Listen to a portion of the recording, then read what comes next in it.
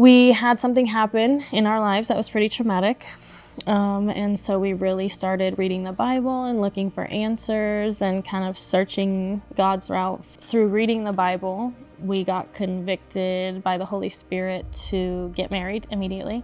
We were going through a very dark time, and I took a Bible to work when I was working in the oil field, and she had her Bible at home, and we would FaceTime overnight, and we would talk and say, God, just let me know what message I need to know, or if this job is for me, let me know as well. And he just spoke to me through the Bible. Sunday, I'm gonna come home, we're gonna go to church, and we're gonna figure this out.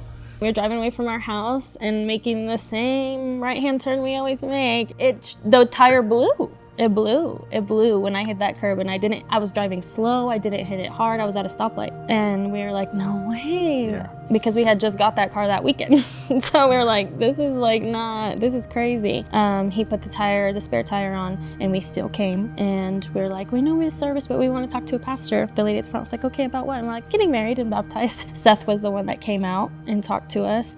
And he's like, wow, okay, well, where do you want to do it? You know, and we're like, as soon as possible. And the time I had anxiety, so I was like not in front of everybody at the church. He scheduled for the next day, Monday at 1 o'clock to do our ceremony and get baptized in the river right then and there. During that process, we had met Bob, and he's like, I was praying before I came here, and God said, somebody here has a fear of anxiety, and then I was like, yeah, really bad anxiety. And he's like, you're gonna be delivered of that today. In my head, I'm like, yeah, okay, like, we'll see, you know? And then for him, he had some other spiritual warfare stuff that he said his family is doing witchcraft and stuff. And that was hindering like his faith and like, you know, his ambition to go towards God more. When we got baptized, the funniest part is they were freezing. Bob, Seth, and him were freezing, and I was warm. And actually it was so cold, Bob like fell over. I have a video of it. and I was very warm. I remember just saying like, not me, I feel warm. I feel great. Yeah. And then it took me about 2 weeks. I looked at him one day in the car and I was like, babe, is my anxiety gone? And he's like, I think it is. You haven't asked me to go in the store. You've been talking on the phone because I couldn't pay my bills on the phone. I was like, oh my gosh, I am freed of anxiety. And so God has really shown me like, hey, just lean on me. Just give it to me. I got you. Like, and that's what we do. We live a whole different life now. Like, we lost a lot because they were not from him.